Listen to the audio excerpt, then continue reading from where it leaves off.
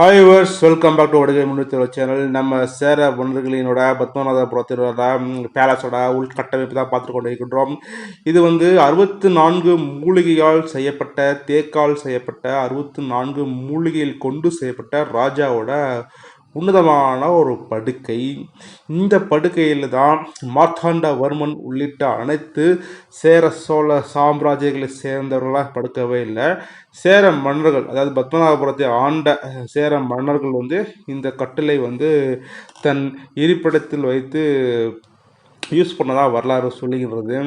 இந்த சேரும் கிட்டத்தட்ட 64 மூலிகை மற்றும் தேக்கு மரங்களால் உள் அடைக்கப்பட்டு இந்த சிறப்பான ஒரு நாற்காலியானது செய்யப்பட்டு அரசரால் பயன்படுத்தப்பட்டு வந்துள்ளது. பக்கத்தில் சென்டரில் மிகப்பெரிய ஒரு ஜன்னல், காற்றோட்டத்துக்கு ஏற்படுத்தக்கூடிய மிகப்பெரிய ஒரு ஜன்னல் ஆனது இருக்கிறத நீங்கள் பார்க்கலாம். இந்த தளம் 1500 போடப்பட்ட ஒரு உன்னதமான ஒரு தளம். இன்றைக்கும் எந்தவித டேமேஜும் இல்லாமல் மிக சிறப்பாக ஒரு கம்பீரமாக இருக்குது. நீங்கள் இந்த பத்மநாபபுரம் பேலஸ்க்கு போனீங்கன்னா இந்த கட்டிலோட க்ளோஸ்அப்பில் பார்த்தீங்கன்னா உங்களுக்கு பிரமிப்பாக இருக்கும். அழகிய கலை நுட்பத்துடன் பல்வேறு சிற்ப வழிபாடுகளுடன் இந்த கட்டில் வடிவமைக்கப்பட்டுள்ளது. நீங்கள் பார்க்குற அந்த ஒரு ஃபோட்டோலேயே உங்களுக்கு தெரியும் எவ்வளவு கலை நுணுக்கங்கள் இந்த கட்டிலில் இருக்குது என்று. இந்த இடம் அரச குடும்பத்தில் உள்ள பெண்கள், அதாவது அரசிகள், ராணிகள், ராணி தோழிகள் அனைவருமே இந்த இடத்த தான் மேக்கப், அதாவது முகம் அலங்காரம் செய்வதற்காண்டி இந்த இடத்த தான் பயன்படுத்தியிருக்கிறாங்க.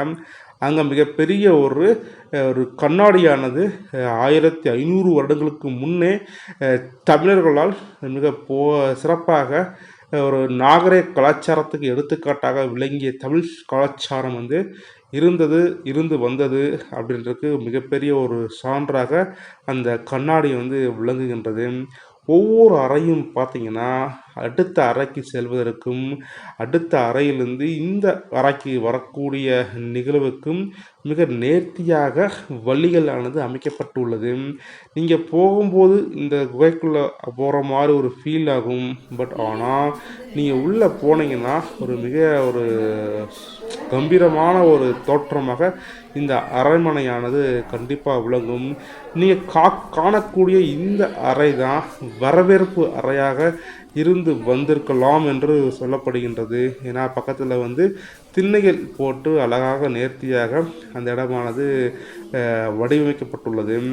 எங்கே பார்த்தாலும் ஒளி புகாமல் இருப்பதற்காண்டி, ஒளி தன்மையை கொண்டு வருவதற்காண்டியும் அதிகமாக ஜன்னல்கள் வைத்து இந்த பேலஸ் ஆனது உருவாக்கப்பட்டுள்ளது. நீங்கள் பாருங்கள், எல்லாமே தேக்கு மரங்களால் இந்த பேலஸ் ஆனது வடிவமைக்கப்பட்டு இன்றைக்கும் கிட்டத்தட்ட ஒரு 600 ஆண்டுகளுக்கு மேலாக இந்த பேலஸ் நம் ஜென்ரேஷனுக்கு ஒரு மிக மிக காண கிடைத்த ஒரு பொக்கிஷமாக விளங்கி வருகின்றது என்று எந்தவித மாற்று கருத்தும் கிடையாது.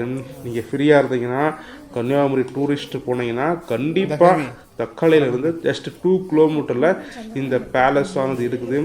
போய் பாருங்கள். தமிழ் மன்னர்களின் பாரம்பரிய கலை நுணுக்கங்கள், கட்டிட நுணுக்கங்கள் அனைத்தையுமே நீங்கள் பார்த்து பிரமிக்கக்கூடிய ஒரு நிகழ்வாக இந்த நிகழ்வு இருக்கின்றது. இது அரசவை கூட்ட ராஜாக்கள் யூஸ் பண்ணக்கூடிய ஒரு சேஃபான இடமாக அது கருதப்படுகின்றது. பாருங்கள், நம்ம எங்கே இருந்து எப்படி சுற்றி வந்திருக்கோம் பாருங்கள். ஆனால் உள்ளேருந்து பார்த்தா தான் தெரியும் இதோட கலை நுணுக்கம். ஒவ்வொரு ரூமுக்கும் செப்பரேட்டான வழிகள் ஆனது இருக்கின்றது. ஆனால் ஒரு ரூம்லேருந்து இன்னொரு ரூமுக்கு ஈஸியாக போக முடியாதுங்க. கண்டிப்பாக இப்போ என்ன சொல்கிறது, வேறு வழிகள் இல்லை, வேறு பாதைகள் இல்லை. அனைத்துமே அடைக்கப்பட்டு முடுக்கப்பட்டு மிக நேர்த்தியாக இந்த நிகழ்வானது அரங்கேற்றப்பட்டு வருகின்றது. இந்த கண்ணாடி பேழையானது, இந்த கட்டிலானது அரச குடும்பத்திலிருந்து முறையாக பாதுகாக்கப்பட்டு அதுக்கப்புறம் இன்னைக்கு 500 வருடங்களுக்கு மேலாக நம்மளுக்கு வந்து காட்சி அளிக்கின்றது. இந்த கட்டிலோட மகிமை வரலாறு அனைத்துமே வந்து சொன்னால் அவ்வளவு ஈஸியாக உங்களுக்கு விளங்கி விடாது.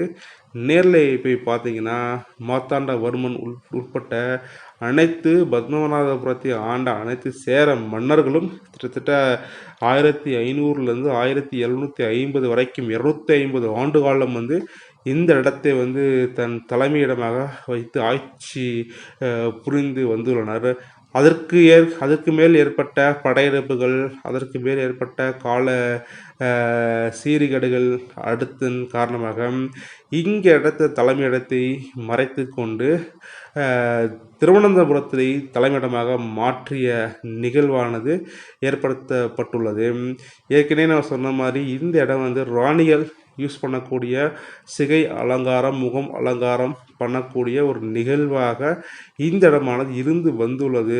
அதுக்குண்டான சான்றுகள் அனைத்துமே இந்த இடத்தில் வந்து புகைப்படமாக இன்னும் இருந்து வந்துள்ளது. தூரத்தில் தெரியும் ஊஞ்சலாகட்டும், பேக் சைடு தெரியும் கண்ணாடியாகட்டும், வர்ம ராணி அதாவது சேர மன்னர்களின் மார்த்தாண்டவர்மனோட ராணிகள், பத்மநாபபுரத்தை ஆட்சி சேர்ந்த திரிவேங்கர மன்னரோட ராணிகள் அனைத்துமே இந்த ஊஞ்சல், இந்த கண்ணாடியை வந்து பயன்படுத்தியதாக வரலாறுகள் இருந்து வருகின்றது. எது எப்படியோ இருந்தாலும் தமிழர்களின் வரலாறை வந்து அடுத்த தலைமுறைக்கு, அடுத்த ஜென்ரேஷனுக்கு கொண்டு செல்வதில் நம் வடுகை 360 சேனல் மிகுந்த மிகுந்த மிகுந்த ஒரு ஈடுபாட்டுடன் இந்த நிகழ்வை வந்து அரங்கேற்றியுள்ளோம். மீண்டும் சந்திப்போம் அடுத்த வீடியோவில்.